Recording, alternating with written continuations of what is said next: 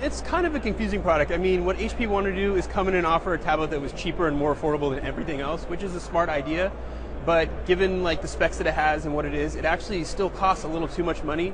For $30 more, you can get a far nicer tablet from someone like Google with their Nexus 7 or Amazon with the Kindle Fire, and it will last longer. It's not that much more expensive, and so I don't think that HP priced their device low enough for how it's probably going to end up performing and for what it's going to do. So the price point is an issue. Yes. All right, the Samsung Galaxy Note 8, you checked that out as well. How was it? It was nice. It was fast. It was speedy. It has some interesting stylus features, and it works as a remote control, and so I think it's sort of angled to compete with the iPad Mini.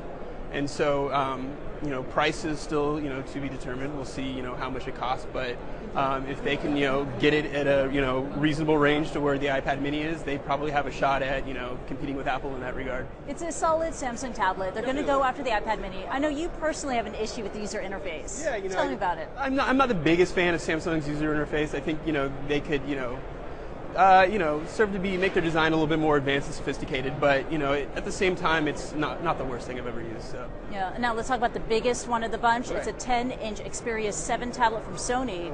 How did it go? It's really nice. It's probably the thinnest and lightest 10-inch tablet on the market, and when you pick it up, you immediately notice it. But one of the issues is when you have a tablet that thin and light, sometimes it'll feel cheap. And in this case, like the materials, everything was really beautiful about it, and it worked well.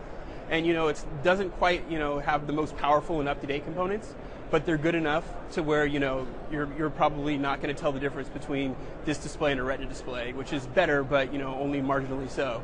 And so it's a little bit high price. It starts at $500 for a 16-gigabyte tablet, which is the same as the iPad 4. So I mean, it's a little bit high price, but at the same time, it's so thin, so light, and it's also waterproof, which is really cool. Oh, wow. So, yeah. Waterproof, beautiful, thin, it worked well, and this is a Sony product, yes, right? Definitely. Is this going to be part of a turnaround for the company? I mean, it could be. Sony's always made really great hardware, and so, and this is, in that tradition.